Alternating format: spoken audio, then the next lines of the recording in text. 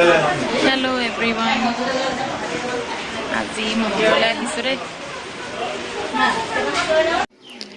আজি হৈছে সোমবাৰ আৰু সোমবাৰ দিনা মোৰ প্ৰতিটো সোমবাৰে মোৰ ব্ৰত থাকে আৰু আজি সোমবাৰটো বিশেষ সোমবাৰ আছিল কাৰণ আজি হৈছে মোৰ লাষ্ট ব্ৰত আৰু আজিৰ পৰা মই ব্ৰত ভাঙিম আৰু সেইটো কাৰণে সেইবাবে মই আজি মন্দিৰত শৰাই দিব গৈছিলোঁ আৰু শৰাই ৰাতিপুৱাই দিলোঁ দি গৈ তাত সেৱা কৰি পিনি এয়া আমি বাহিৰলৈ ওলাই আহিছিলোঁ আৰু বাহিৰলৈ ওলাই আহি আপোনালোকক মই বস্তু এটা দেখাম বুলি ভাবিছিলোঁ আৰু সেইটো হৈছে আচলতে বস্তু নহয়, এইটো এটা পুখুৰী। মন্দিৰটোৰ সন্মুখত যোনটো পুখুৰী আছিল সেইটো আৰু ইয়াত বিভিন্ন ধৰণৰ মাছ আছে আৰু এতিয়া মন্দিৰ যোনটো পুখুৰী সেইটো চাফা হৈ আছে, নহ'লে ইয়াত পদুমৰ পাতে ভৰি থাকে আৰু লগতে পদুম ফুল থাকে। আৰু আজিৰ দিনটোত মানে মন্দিৰত বহুত মানুহ হৈছিলে আৰু বহুত মানুহ হোৱাৰ লগতে তাত কিছুমান পৰিয়াল আহিছিল যোনসকলে মানে এনেকৈ খানা খাবলৈ আহিছে। এয়া গাড়ী দেখিছে আপোনালোকে আৰু এয়া মন্দিৰৰ বাহিৰৰ পৰা ভিউটো অকণমান এনেকুৱা হয় আৰু ইয়াত বিভিন্ন ধৰণৰ তেতেলী গছো আছে আৰু ভিডিঅ'টো কৰি থকাৰ মাজতে আমি দুইজনীয়ে কেইকপিমান ফটো উঠিলোঁ। সেইকেইখন হৈছে এয়া হৈছে ভণ্টি আৰু ইয়াৰ পিছতে আহিব মোৰ ফটো। মই ফটো উঠি ইমান ভাল নাপাওঁ, তথাপিও দুই এখন উঠিলোঁ আৰু ভণ্টিয়ে যোনকেইখন উঠাইছিল ইমানো ভাল হোৱা নাছিলে আৰু ফটো উঠি কৰি মেলি আমি মেইন মন্দিৰটোৰ ওচৰলৈ আকৌ ঘূৰি আহিলোঁ আৰু আহি পেলাই আপোনালোকক ইয়াত বাহিৰৰ দৃশ্যটো দেখাইছোঁ। মন্দিৰৰ বাহিৰতে আছে এইটো এটা বহা জেগা আছিলে, জিৰণি চৰা এটাও আছিলে। আমি তাত জেগা নাছিল কাৰণে অকণমান এইফালে বহিলোঁ আৰু এইটো হৈছে বাহিৰত থকা লিংগটো আৰু আমি দুইজনী বহি থকাৰ মাজতে ছাগলী পোৱালি এটা বাৰে প্ৰতি আমাৰ ওচৰলৈ আহি আছিল। মই ভাবিলোঁ পোৱালিটোক ঘাঁহ কেইটামান দি দিওঁ নেকি।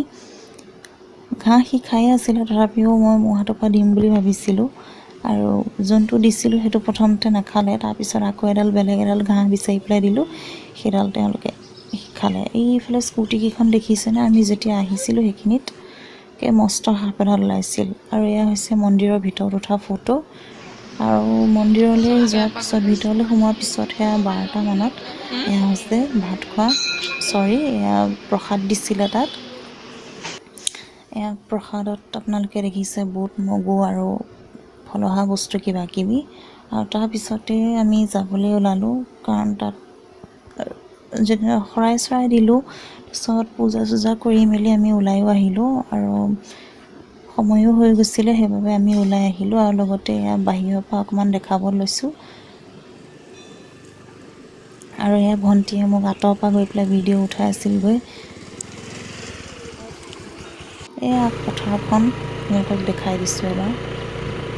আৰু এইটো বাটেদি আমি মন্দিৰলৈ আহিছিলোঁ। এইটো বুঢ়াগোহাঁই শিৱস্থান আৰু বহুত মানুহে চিনিও পায় চাগে, তথাপিও মই এবাৰ দেখাম বুলি ভাবিছিলোঁ আৰু যিহেতু আজি সোমবাৰো আছিল সেইবাবে মই গৈছিলোঁ আৰু লগতে সেইকাৰণে মই ভিডিঅ'টো বনাই দিলোঁ আৰু এতিয়া ঘৰত পাই তাৰপিছত আপোনালোকক আকৌ লগ পাম। এয়া ঘৰ পালোঁহি। ঘৰ পাই মন্দিৰৰ পূজাৰীজনে কৈছিলে আজিৰ পৰা মই চব খাব পাৰিম, তথাপিও মই সুদা ভাতেই খালোঁ। খাই মেলি মই কাম এটা আগবঢ়াই লৈছিলোঁ, এয়া দহি বটা কাম আৰু দহি বটি আছিলোঁ মই মোৰ চাদৰখনত। এইযোৰ চাদৰ মেখেলা মই নতুনকৈ লোৱা চাদৰ মেখেলা আৰু তাত মই দহি বটা কাম কৰি আছিলোঁ। অকণমানহে হৈছিলে আৰু এইটো কাম মই প্ৰথমবাৰ কৰিছোঁ। এনেকৈ ইউটিউবতে মই ভিডিঅ' এটা চাই পেলাই এনেকৈ দহি বটিবলৈ শিকিছিলোঁ আৰু তাৰ বাহিৰেও মায়ে আমাৰ পেহী এজনী আছে, পেহীজনীয়ে মানে এনেকৈ দহি বটে, তাতো চাই আহিছিল। কিন্তু এইটো মই আগৰ পৰাই জানো, মই আগতে বনাইছিলোঁ এবাৰ আৰু সেইবাবে মই ভাবিলোঁ মোৰ চাদৰ এখনো আছিল আৰু সেইকাৰণে মই সূতা আপোনালোকে দেখিছে হালধীয়া আৰু নীলা এয়া সূতা কেইদিনমানৰ আগতে মাহঁত নগাঁৱলৈ গৈছিলে তেতিয়াই লৈ আহিছিল আৰু সেইখিনি আনাৰ পিছতে মই ভাবিলোঁ যে এইটো চাদৰখন যদি আমি দোকানত দিওঁগৈ চাদৰখনত আমাৰ 100 টকামান দহি বটোতেই লয় আৰু সেইকাৰণে ভাবিলোঁ মই নিজে এবাৰ ট্ৰাই কৰি চাওঁ নেকি যদি ভাল হয় তেন্তে মই কণ্টিনিউ কৰিম যদি ভাল নহয় তেন্তে মই আকৌ লাগিলে ক'ৰবাত দি থৈ আহিম এনেকৈ দহি বটিবৰ কাৰণে কিন্তু যিহেতু মই ট্ৰাই কৰি চালোঁ ইমান বেয়া নালাগে বনাই কিন্তু এলাহ লাগি আছিল এয়া যে আপোনালোকে দেখিছে এয়া দহি বটা এয়া 10টামান মই গুঠিছিলোঁ আৰু এয়া কেইদিনমানৰ আগতেই গুঠিছিলোঁ আৰু মায়ে যিহেতু কৈ আছিল সেইবাবে মই আহি পেলাই আকৌ এয়া গুঠিবলৈ ল'লোহি কিন্তু সেয়া অলপ সময়হে গুঠিলোঁ গোটেইখন কমপ্লিট নহ'লগৈ সেয়ে 8টা নে 10টামানহে গুঠিলোঁ এনেকৈ দহি আৰু এয়া চাওক মই গাঁঠিবিলাক কেনেকৈ দি আছোঁ ইমান ভাল নালাগে কৰি তথাপিও মানে কৰিবলৈকো একো নাই আৰু সেইবাবে ভাবিলোঁ এইখিনিকেই লৈ পেলাই বহি থাকোঁ অলপ সময় কৰি পেলাই আকৌ এলাহো লাগিল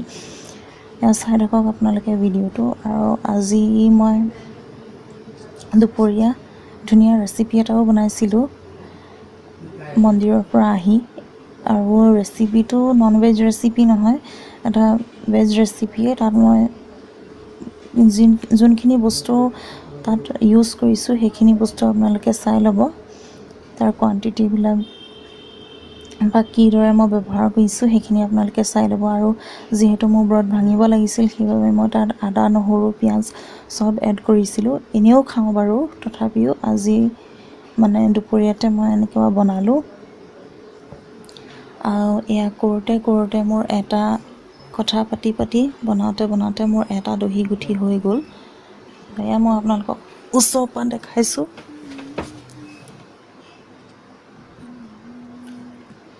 এয়া চাওক ওচৰৰ পৰা